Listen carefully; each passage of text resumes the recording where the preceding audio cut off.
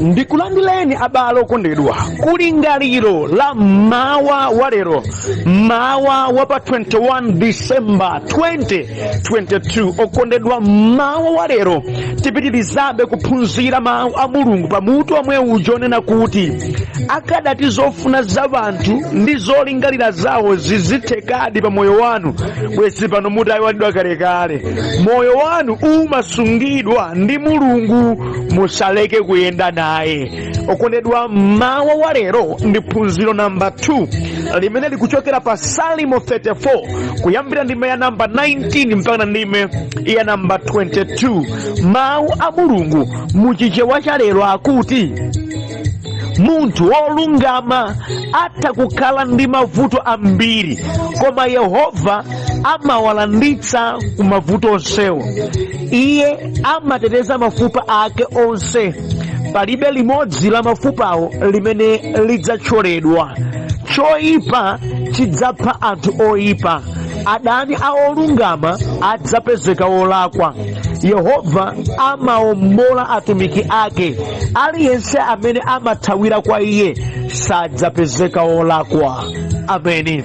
Okondedwa mwa mawu a Mulungu amene tawerengawa titsogozedwa ndi kulingalira konena kuti si anthu onse amene lero lino ali m'mavuto chifukwa chakuti adalakwadi ayi. Ena akuzunzika chifukwa chongochitidwa nkhanza ndi anthu ena. Ameni. Si anthu onse amene lero lino akuphinjidwa, akunyozedwa, akusautsidwa, adamangidwa kuti iwo adalakwadi. Ndimati nene mona mtima alipo pena akulira misonzi lero, koma cheni chilungamo chake nchakuti akuvutikawo sadalakwe. Akupezeka m'mavuto amenewa chifukwa cha nkhanza, nkhwidzi, kuyipa mtima kwa anthu ena. Okondedwa ndimati ndikuthandizeni mawu lero. Mukamaona anthu amene akusautsidwa, china chake mmoyo wawo chidasokonekera, musamangothamangira kuweruza namanena kuti iyeyi ndiye vuto, iyeyi ndiye olakwa, iyeyi ndiye watsoka, iyeyi ndiye otere. Ayi, mdzachimwa nazo chabe zimenezi. Okondedwa ndimati ndinene zilipo nkhani zina zimene zidamuyika winake m'mavuto, zimene anthu akamazifotokoza munthu yodi amapezeka wolakwa, koma chilungamo chake nchakuti ili ndi bodza lochita kusemeredwa ndi anthu ena. Munthu uyi choonadi chake ngosalakwa, munthu uyi choonadi chake sifiti, munthu uyi choonadi chake sihule, munthu uyi chilungamo chake simbavayi, munthu uyi choonadi chake sadachimwe kanthu ayi. Takumbuka nkhani ya Yesu. Adamnenera mabodza ambiri, koma Yesu sadachimwe ngakhale chimo limodzi ayi. Koma dziko adaliuza zambiri, amene amambisa maphokoso mkachisi, amene adapanga zakati. Anthu ena tinkumafika pomakhulupirira kuti akunena enawo zonzoona, mpaka na Yesu kumuyendetsa bwalo ndi bwalo mwana wa Mulungu wosalakwa kanthu. Zimatheka ku dziko kuno anthu kumasautsidwa, anthu kumavutika, anthu kumakhaulitsidwa, kuchotsedwa ntchito kumene, okondedwa kufika mpaka na mundende pha, koma munthu wosalakwa kanthu. Zimatheka ndithu. Kuli anthu oyipa mtima ku dziko lapansi okondedwa, kuli anthu ankhanza kwambiri, fiti zenizeni zimakwanitsa kuchita zimene. That's why ndikukuwuzani kuti si onse anthu amene lero lino ali m'masautso kuti iwo adalakwadi. Si onse anthu amene adakumana ndi chofunikira chake namati kuti adayambitsa chima icho ndi iwowo. Ayi, si onse anthu amene adaluza zinthu mdziko muno kuti zimene adaziluzazo nkamba kamakhalidwe awo oyipa anthuwa. Nkana kuti chala chimawaloza, koma choonadi chakumwamba nchakuti iwo ndi wosachimwa kanthu ayi. Adangokumana nazo kamba ka nkhanza za ena, kufoka kwa ena, ufiti wa ena. Izizi zimachitikanso. Tandimvetsani koma tamvani kanthu akabale kuti Mulungu izizi amazidziwanso, ndipo maso ake ali pa ophinjidwawo kuti awalanditse. Ameni. Zikamachitika izizi musamageza ngati kuti Mulungu sadziwa. Amakhala kudziwa. Amadziwa Mulungu kuti awa akulira chifukwa uyo wana mabodza ilo, ndi awa apanga akti motere kumpweteka uyuyu, koma uyuyu ngosalakwa. Chimenechi chi Mulungu amadziwa. Mulungu amadziwa kuti aha kuti sokonekere izo mkamba ka uyo andamene anapanga izi kuti izi zichitike. Mulungu izi amadziwa. Nawo tandimvani, maso ake chauta ali pa ophinjidwawo, kwa ovutikawo, kwa osautsidwawo, kwa amene akulirawo, kuti awalanditse awathandize, chifukwa iyeyi ndiye mthandizi wawo. Moti nonse amene mukundiva pano, amene mukupyedera mtima, mukuzunzika moyo, chifukwa chakuti wina wakada kuchitani nkhanza, wina wakada kuchitani choyipa, maso a Yehova akuyang'ana inu, ndipo iye ali ndi kuthekera kokuthandizani pamene inu mwathawira kwa iye. Ameni. Andimvana abale okondedwa, mdima ungakule bwanji koma dzuwa la chilungamo lidzawala ndithu basi. Ameni. Mdima ungakule bwanji, dzuwa la chilungamo lidzawala, lidzatuluka, ndipo kutuluka kwake kudzathawitsa mdima wonse. Kunena chiyani? Ngakhale zinthu zingafike pa mponda chimera kupweteka moyo wanu, Yehova ali ndi nthawi yake imene adzaonetsera choonadi, adzathandiza vanthu, ndipo kudzadziwika kuti mudangochitidwa nkhanza, kudzadziwika kuti inuyo sindinu wolakwa, kudzadziwika kuti inuyo mudangochitiridwa nkhanza, kudzadziwika Yehova sataya wake. Ameni. Oyipa angabisale bwanji, siku lina adzalutsidwa ndithu. Chenjerani polapa chimolo. Chenjezo la mphamvu kwambiri. Ambiri ochita anzawo zoyipa amakhala akathyali, amadziwa kubisala. Ndi iwowo amasonkesera moto nkukhala pena pake ngati anthu abwino. Koma angabisale bwanji, choonadi chidzaonekera. Chanzeru nchiyani? Nkulapa tchimo, kuleka zoyipazi, chifukwa zimakhala ngati kuyambana ndi chauta direct. Palibe munthu amene amalimbana ndi chauta nkuwina sizitheka. Ameni. Okondedwa, mwa mawu a Mulungu amene tawerengawa tiphunziramo zinthu zinayi izi. Choyambirira, kukhala munthu wopemphera sindiye kuti mavuto ako onse mdziko lino atha ayi. Kazumveka ka kuti mudalandira Yesu, kuti mudalapa machimo, kuti ndinu mlaliki, kuti ndinu wopemphera, sizimatanthauza kuti mavuto anu wonse pa dziko lapansi atha, simudzakumananso ndi vuto lililonse. Sichoncho ayi. That's why malemba akugamba pa verse number 19 nawerenga kuti munthu olungama atha kukhala ndi mavuto ambiri, koma Yehova amamulanditsa ku mavuto onsewo. Akuyankhulidwa apa ndi munthu amene amapemphera, koma malemba akuti munthu wopempherayi atha, kunena kwina akhoza kukhala ndi mavuto ambiri. Osati mavuto pang'ono ayi, ngopemphera inde, koma akhozanso kukhala ndi mavuto ambiri pa dziko pano. Koma chokoma chakuti Mulungu amatha kumulanditsa mavuto onsewo. Zilonda chiyani zimenezi? Munthu amene amapemphera, chimene wapewa iyeyi ndi gahena wa moto. Popeza wapereka moyo wake kwa Yesu, walandira Yesu Khristu kala mbuye ndi mpulumutsi wa moyo wake, wamkhulupirira Yesu, ndiye kuti chilango chimene chidakuzula mdierekezi ndi amithenga wake iyeyi wachipewa, chifukwa walandira moyo wosatha. Kufa lero kumwamba akalowa ali Yesu mu mtima. Wapewa zilango zakutsogolo, gahena waipewa, imfa yachiwiri waipewa. Chifukwa chiyani? Walandira Yesu Khristu kala mbuye ndi mpulumutsi wa moyo wake, wapeza chipulumutso mwa Yesu. Wopempherayi chachiwiri, iyeyi chimene wapewa mavuto onse amene amapezeka kamba koyetsata machimo. Popeza waleka kuchimwa, popeza walapa mtima, sakuyendanso njira yachitayiko, ndekuti wapewa zovuta zonse zimene munthu umakumana nazo ukamachita uchimo. Ngati amaledzera ndiye kuledzera ko waleka, ndikuti mavuto onse opezeka kubala wapewana nawo, sakapezanso ipo sapezekako ayi. Analipo chimasomaso, sakuchiranso chimasomaso. It means mavuto onse amene anthu amakumana nawo kamba kachimasomaso, iyeyi sakumana nawo, chifukwa mchimasomasomo mulibemo.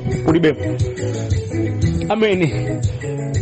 Wapewa kena kalikonse kamene ndi vuto limene limadza chifukwa cha uchimo. Popeza sachimwa, zopezeka ndi uchimozo sizimfikira. ngati nali wakuba nde waleka sakubanso. That means mavuto onse amene anthu amakumbana nawo kamba kakubadi iye sakumana nawo chifukwa mukubamo wachokamo mulibemo. Ameni. Koma dziwani mavuto ena obwera chifukwa cha mdierekezi, chifukwa cha anthu ankhanza, chifukwa cha chidziko-dzikoli amatha kukumana nawo basi. Mundimvetsa mene malemba akamati olungama akhoza kukhala ndi mavuto ambiri. Mavuto ambiri akutchulawo siwo wabwera kamba kuti munthu uyo akuchimwa ayi. Koma ndi mavuto obwera kamba ka nkhanza za mdierekezi, ndi mavuto obwera kamba ka dziwa anthu zoyipa, ndi mavuto obwera kamba kona miziridwa, ndi mavuto obwera chifukwa chakuti ali mdziko lapansi limene ndi lodzala ndi mavuto ochuluka, osati iye kuzizokosola ayi. Ameni. Ndikhulupirira ndikukuyankhani funso limene ambiri amakhala nalo manena kuti zimatheka bwanji ngawopempherawo kupananso mavuto. Zimatheka chifukwa woyipa tikukhala nawo kudziko konkuno. Zinthu zabodza timakhala nazo mdziko kuno, nde zimabwana zathu, nde ogwira nawo ntchito, nde manebazi, nde opemphera nawo, nde okhala nawo m'maderamu. Chifukwa chakuti iwonso aliko ndi amene amatha kusonkhezera mavuto kwa munthu amene ngosalakwa konse. Ameni.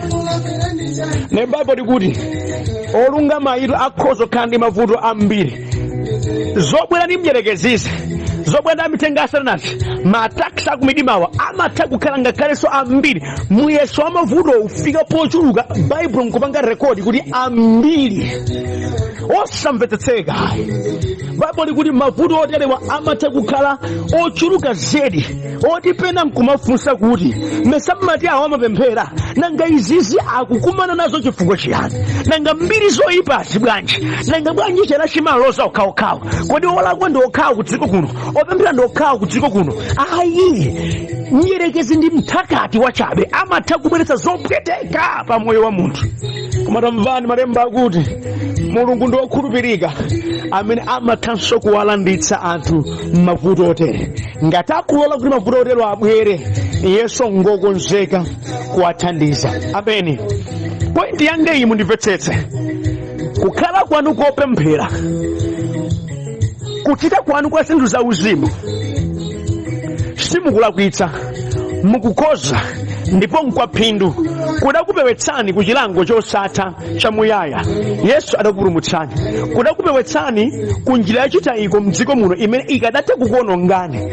Yesu ngwabwino adakupulumutsani. Komabe pokhala ku dziko kuno kuti mdierekezi amithenga wake zambiri zochitika, mavutobe amatha kubwera pamuyani, osati poti mwalakwa ndinu ayi, koma chifukwa ena sakuonerani bwino, amakunyozani, amakudani, safunira moyo wanu zabwino. Izizi zimathanso kubweretsa mavuto moyo wanu. Inu mulikhale wina apanga mapulani ofulumitsani ntchito, inu mulikhale wina afuna akulande chuma chanu, inu mulikhale wina afuna asoze banja lanu, inu mulikhale wina akungolakalaka kuti katundu wanu yese aonongedwe basi, inu mulikhale kucheza ndi Ambuye wina wapeka nkhani yonena kuti akamayifotokoza ngati zenizeni, nkhani ndikungofuna kukumvetsani kupweteka. Izi ndi ntchito za Satana, zimatha kuuzuzadi moyo wa munthu osalakwa ku dziko kuno, koma alipo Yehova amene amalanditsa. Ameni. Kondedwani malindika mbenanu mawa lero mukadzaona anthu ena amene akuvutsa muchivundi cha mavuto ambiri, si nthawi zonse kuti alakwa ndi iwayi. Ndikukuwuzani pano kuti mdierekezi ku dziko kuno ozunza olungama, kuli amabodza ku dziko kuno, ankhanza ku dziko, nkhondo ku dziko kuno, zosautsa kwa anthu osalakwa. Tili mdziko lodzala ndi mavuto ochuluka, si nthawi zonse amakhala kuti munthu yowalakwadi ayi, koma akuzilandira zovutazo kamba ka nkhanza za dziko, popeza iyeyo adasankha kukhala ndi Ambuye. Vomerezani kuti ngakhalenso munthu opemphera akhoza kukumana ndi mavuto ankhani. Ndikuyankhula ndi wena pano amene amapemphera adi zoona, koma akukulukutika ndi masautso a moyo wawo, achitidwa nkhanza zambiri, adasokonekera muzochuluka. Akamalingalira za banja, misonzi imangotsika. Akamalingalira za chuma chawo, misonzi imangotsika. Akamalingalira pamene analidzana, amaguguda pachifuwa, adaona zosaona, mbonaona zikuganizeni zomati kuma mukane kuti izizi munama kapena zona muti zidakuchitikirana kuti zonadi adachita izi ndati amwe uja ndithu ziliko kudziko kuno zimene opemphera amatha kukumana nazo, amatha kukumana, ndiuvomereza ine amatha kukumana nazo monga mawu a Mulungu. Koma Yehova ndi wabwino, amalanditsa ana wake mzonsezo. Amen. Chachiwiri ndi chokondedwa, Mulungu akamalola kuti wolungama wake akumane ndi nyengo zowawa, amakhala kuti nayenso ndi wokonzeka kwambiri kuthandiza munthuyo kuti nyengoyo ikhale umboni m'moyo mwake. Amen. Yehova akamavomereza kuti mwana wake otchula dzina lake, olungama wake, munthu wopemphera akumanedi ndi mavuto ambiri monga tawerengera, ndiye kuti nayenso mbali inayi amakhala kuti wakonzeka kwambiri kuti athandize munthuyi, ampulumutse munthuyi, kuti nyengo imene adutse moyo mathelo ake chidzakhale chilimbikitso cha moyo wake, mathelo ake udzakhale umboni wokulimbikitsanso anthu ena, mathelo ake chidzakhale chompangitsa iye kukondabe Ambuye pakudziwa kuti ndi Mulungu wothandiza. Amen. Akamavomera Ambuye kuti mudutse muzimenezo, mbali inayi dziwani ngowakonzekanso kuonetsa dziko ulemerero wake. Abusa moti munena chilungamo kuti kusautsidwa kwangako Ambuye akudziwa yankho lake inde, ndipo Mulungu ndi wokonzeka kwambiri kuposa nyengoyo kuti ayionetsere ulemerero wake. Mukudziwa anthu feti mangomudziwa Mulungu magawo ena, koma nthawi zina kudzera mnyengo zimene timakumana nazo Mulungu amafuna kuti atsegulenso maso athu ationetse kuti iyeyo ndi akamuna, palibe chomulaka, iye si munthu kuti aname. Amen. Palibe chomulaka. Malemba akuti mphamvu zonse kumwamba ndi dziko lapansi zili m'manja mwake, akhoza kuchita kena kalikonse mu nyengo ina iliyonsenso. Amene ndiye chauta. Mudziwa verse number 19 ija akamanena kuti munthu wolungama athe kukhala ndi mavuto ambiri, sikuthera pomwepo verse ija ikuti koma Yehova amamulanditsa ku mavuto onsewo. Koma Yehova, mavuto aliko inde, koma Yehova amamulanditsa. Ndekuti ngati Mulungu akuvomera kuti mavuto apezeke, mudziwuze mawu koma Yehova andilanditsa. Zasokonekera inde, koma Yehova achitapo kanthu. Izo sizikuyenda zoonadi, koma Yehova achitapo kanthu. Ngati wazivomereza zibwere ndiye sokonzeka. That's why manena kuti koma iyeyo achitapo kanthu kodabwitsa kamene dziko lidzadabwa. Amen. Tandimvani verse number 20 ndeli kuphera mphongo luchiro nenelatu mwa straight kuti iye amateteza mafupa ake onse, palibe limodzi la mafupa awo limene lidzathyoledwa. Atanthauzanji chitetezo, chisamaliro, chichinjirizo, mphamvu zake zidzaonekera kwa mwana wake amene inde ali pakatikati posautsidwa, ali pakatikati pa mnyozo, ali pakatikati pa chipweteko, koma adzakhala kavadi ndi mphamvu yakumwamba kuti zonse zomuzungulirazo zisampweteke, zisamuononge. Ni mujanso pa Yesaya 43 akuti amene amakhulupirira dzina la Mulungu adzadutsa pa moto, koma moto sudzawatentha. Adzadutsa mitsinje yozama, koma mitsinjeyo sidzawakokolola. Kutanthauza chiyani? Chitetezo cha moyo wawo pa zoopsazo chidzakhalabe m'manja mwa Mulungu. Ndikuyankhula ndi wena pano amene ali pakatikati pa zoopsa. Kunena kwa zoona apanikizika sizili bwino, koma ndili ndi mawu walero okulimbikitsani kuti ngakhale muli pakatikati pa zopweteka, tamvani, savomera Ambuye kuti niwe mukhale chitonzo, atetezabe moyo wanu nchifukwa kuti koyenera kuyenda naye. Maganizo awo anthu ngakuti niwe mwatha, zofuna zawo anthu kuti niwe akupwetekeni, koma Yehova chofuna chake nkuti nyengo yanu ikhale umboni. Amen. Andimvani, ngakhale niwe mungakumane ndi mavuto, mukadali olungama wake wa Mulungu. Amen. Sikuti mavuto mwakumana nawo achotsa kulungama kwanu pamaso pake, achotsa ubona ageni wanu pamaso pake. Ayi, ngakhale mukukumana ndi zonsezi, ngakhale wena afika poma kutosatorosani kumakuna mizilani kukwira ndi chipongwe, mukadalibe olungama wake wa Yehova amene mumapanga attract attention yake ya Mulungu. Mulungu akadali nanu, Mulungu akudziwa ndinu mwana wake. Chifukwa chimachitika kunena kuti anthu ambiri amaganiza kuti munthu akamakumana ndi ziphinjo zingapo moyo mwake ndiye kuti no wachimwa munthuyo, uzimu wamuthawa, mphamvu alibe, palibe zimene angachite. Si choncho yayi. Ngalada kuza mpone zimene zadangokuna mizani. Olungama ake a Mulungu amathanso kukumana ndi ziphinjo zadzaonene, kupekeredwa nkhani dziko nkumakhulupirira, koma nkhaniyo ili yabodza. Wanthu kumanena kuti awa adatha sangapempherenso, awa ngopanda pake.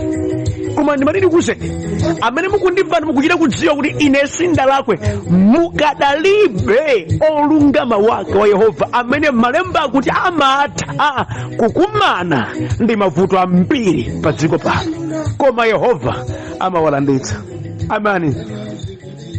China choti mutsimizire mtima ndichi, Mulungu adzalanditsa ana ake pa zonse zowavuta, including zina zili zonse zimene mungaganizezo zowanamizilazo. Mulungu ali ndi kuthekera ndipo adayankhula yekha adzawalanditsa. Sikuti Mulungu akuti ndidzaletsa, imvani chichewa, sakuti ndidzaletsa zovuta zambiri zisapezeke, akuti ndidzalanditsa, ndidzawapulumutsa. Ndikuti zovutazo zili ndi access yokupezani. Mulungu ali ndi kuthekera kokulanditsani. Akungofuna aonetsera ulemerero wake kuti palibe plani imene njerekeza angakonze imene ikhoza kuonongani. Ayi, kunena kuti nkumseka Satana kuti alibe mphamvu.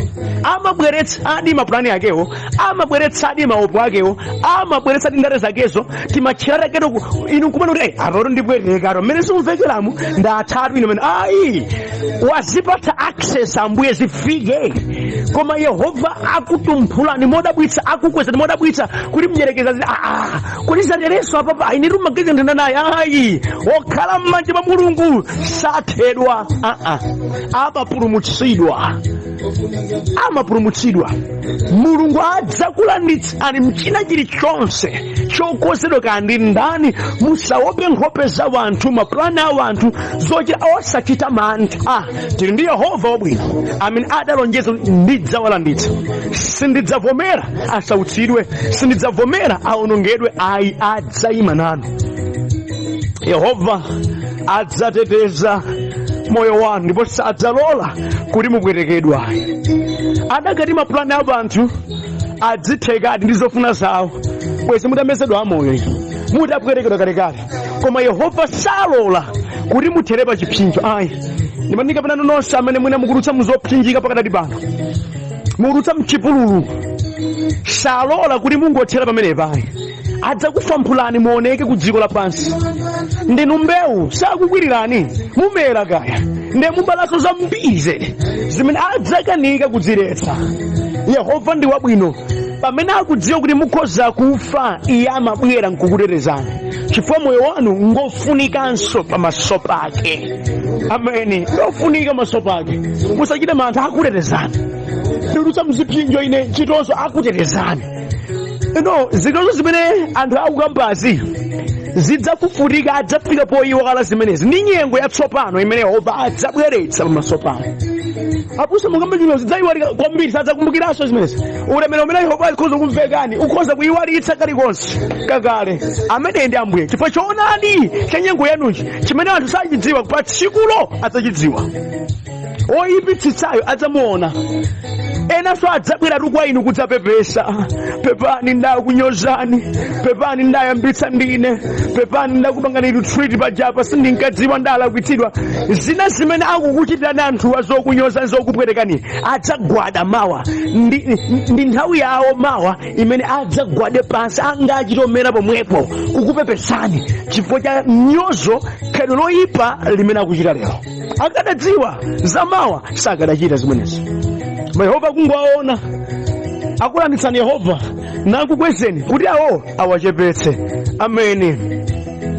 Chachitatu ndicho kondedwa, Mulungu akamachita zake akati kuti akuchita nchauta mnyengoyo waigwira Mulungu, choyipa chimatsata mwini popeza iye amaonetsera chilungamo chenicheni cha zochitikazo. Izi zikuchitikasi akati azigwira yekha chauta, dziwani choyipa chibwera kwa mwini wake, chilungamo chionekera. That's why Malemba pa verse number 21 akuti choyipa chidzapha anthu oyipa, adani a olungama adzapezeka olakwa. Oyipa adzaonetseredwa kuti iwo ndi oyipa. Leroli chifukwa chakuti nyerekeza akhala ngati akula mphamvu, wathamanga ndiye zoyankhula zonena ngati amene ali pachilungamowa ndi abodza, amene ali pabodzawa ndi achilungamo.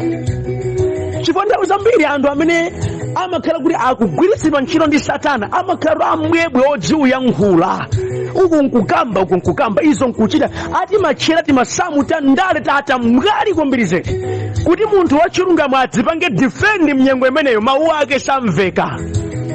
Zimakhala ngati khoswe mu khoti la mphaka sangawine mlandu, kulira kwake kumaoneka ngati kosamveka. Pajamati misozi yasomba m'madzi simaoneka, koma sikuti siyilira, koma nanga siyili m'madzi kale ndekulira kwake kumaoneka ngati kosaoneka. Kukuwa kwa wanthu amene ali kusautira sikungamveke ayi, koma dziwani Yehova akazitenga zimenezo ndi amene amaonetsera choonadi, amapereka chilungamo chenicheni, chilungamo chimene chinaponderezedwa chinabisika chimafika poyera. Inu nkudza kuti adaombera m'manja fiti, chichwa chimati osadziwa adaombera fiti m'manja kuti muombera fiti m'manja kuti nthakati ndi uyu moti nonse amene mudabisala koma muli inuyo ochita zipongwe wanthu ndikuzani dzuwa la chilungamo likaoneka mudzaonekera poyera kuti inuyo ndi athakati. Lero lino mutenga mipando ya ulemu, anthu akukulemekezani, anthu akuyesa ngati wabwino ndinu, yeti mambala nthakati fiti muli inu nomwe mudzayaluka tsiku lina dzuwa la chilungamo likadzaoneka. Takumani nkhani ya Yosefe, atanamizidwa Yosefe kuti wachita choyipa naponyedwa mndende. Atakwezedwa Yosefe ndina chilungamo cha Ambuye chidaoneka. Ndimaganiza kuti mkazi wa Potifara yekha ikadambo wauza amuna kuti nkhani ijatu ija ndanama ola kwa ndalini ifu akhoza lipweteka yeye kama zochoonadi. Ndikamba ndiwena pano amene akusautira mitima yawo ikutentha chifukwa chakuti nochoonadi chamba kuwazuza mkati mwa moyo wawo. Adalakwira wina wake ali patali munthuyo, adaona matsoka munthuyo, koma iwo chipumbumtima chikuwasautsa pakuti wolakwa ndi iwo. Dzuwa la chilungamo likati lioneke palibe amaletsa. Okondedwa, mudziwe ndithu anthu ambiri akamachitira ena choyipa, kwa ena ocha zoyipawo amaoneka ngati ndi anthu abwino olongosola zinthu achilungamo. N'chifukwa chake anthu ambiri sachedwa kuwakhulupirira zonena zawo zoyipazo ndi zamabodza. Koma dziwani mu nthawi yake Mulungu adzaonetsa kuti anthuwo ndi oyipa, ndipo tsiku lina adzachititsa manyazi la anthu akuona. Popeza kulakwa kwawo kwa anthuwo ndunena kuti kudzaonekera poyera. Anthu omwewo amene adakukhulupirira dzana ukuwanamiza, ukuwanyata bodza, ukuwapatsa maupangiri oyipa, omwewo ndadzakhe kukuloza chala kuti ayi ichi ndi choyipa, ichi ndi chifiti, kuti chizilakwike mkulu wake ndi ameneyi. Monga udaoneka ngati umabeba pa dzana ndi anthu aja akukupatsa sapoti, anthu omwewo adzakuloza zala zambiri udzakanika kuyenda iwe. Yehova akatembenuza kalanka dziko limakhala lilakuda. Mudziwe kuti dziko mperere zimatembenuka. Sipana mukangati munjoya mabodza mukambawa zidzatembenuka akazigwira mwini wake chauta. Ameni. Chotsiriza ndicho kondedwa, tsimikizikani mtima kuti munsautso wa mtundu wina uliwonse umene mungadutsemo, kothawira kwanu kuzika kwa Yehova osati kwa wanthu. Ameni. Mutsimikizike mkati mwanu kuti kaya ndidzakumana ndi sautso laling'ono kaya ndi lalikulu, kaya ndidzakumana ndi chani pa moyo wanga, ine kothawira kwanga kudzakhalabe kwa Yehova osati kwa wanthu. Abusa mulero chifukwa chiyani? pa verse number 22 mawu a Mulungu akuti Yehova amaombola atumiki ake, aliyense amene amathawira kwa iye sadzapezeka wolakwa. Mwachimva chifukwa chothawira kwa Yehova? Iyeyi amaombola. Ndipo wachilungamo ukati wayima na Yehova, chilungamo chako chimaonekera. Zitatu izi mugwire. Mulungu adatsimikizika kale mtima kuombola atumiki ake. Tili ndi Mulungu amene adatsimikizika kale mtima kuti na atumiki anga, ana anga, oyera anga, olungama anga, ondipembedza pa msautso uliwonse ndidzalanditsa. Ndiye ukathawira kwa amene amakukwanitsa kulanditsako. So uzimusiya amene uthawira kwa wanthu ayika misala. Chifukwa Mulungu adatsimikizika kale mtima adzaombola ana wake. Number 2, Mulungu salekerera obwera kwa iye kuti aonongedwe. Alipo limena ukapirira kuti akulanditse mpamenenso amakugwira nkukupereka m'manja mwa adani. Koma chakuti si choncho ukathawira kwa iye ndi amakhala khoma chitchingo chakuti mdani asafike kwa iwe kuti iwe ukhale ndi mtendere ndi ufulu wonse. Salekerera kothawira kwa iye ndipo sanyoza othawira kwa iye amateteza. Amene. Chachitatu, Mulungu amabweretsa choonadi pa nkhani zonse zokhudza ana wake. Ukabwera kwa iye umakangirwa wachitapiru. Ndi iyeyi amene amatenga nkhani zako, amatenga nyengo zako nazilongosola mwa chilungamo chake. Andi ndi Mulungu amene saweruza nkhani monga mwa mphekesera amene achitira wanthu. Iye amachita monga mwa choonadi, moti kuyima pamaso pake ndiye kuti mwasankha kuti choonadi chanu moyo wanu choonekere, andi dziko limadziwa chilungamo cha moyo wanu. Thawirani kwa Yehova okondedwa, amene amausunga moyo wanu, amene amathandiza ana wake. Sadza kukhumudwitsani, adzayenda nanu pakena kalikonse, chifukwa malingaliro ake ndi osiyana ndi malingaliro a anthu. Anthu akhoza kulingalira za chipongwe, zonyasa, zoyipa, koma Yehova adzaletsa zonsezo nabweretsa choonadi cha moyo wanu. Musamuleke, yenda nayeni ndi Mulungu wabwino. Zimene anthu akhoza kukumanani kutsekerezani utani, iye ngwabwino akhoza kukupatsani ndi Mulungu wabwino. Mawa wabwino ndipo Ambuye akudalitseni na akusungeni pamene mukulingalira zimenezi. Amen.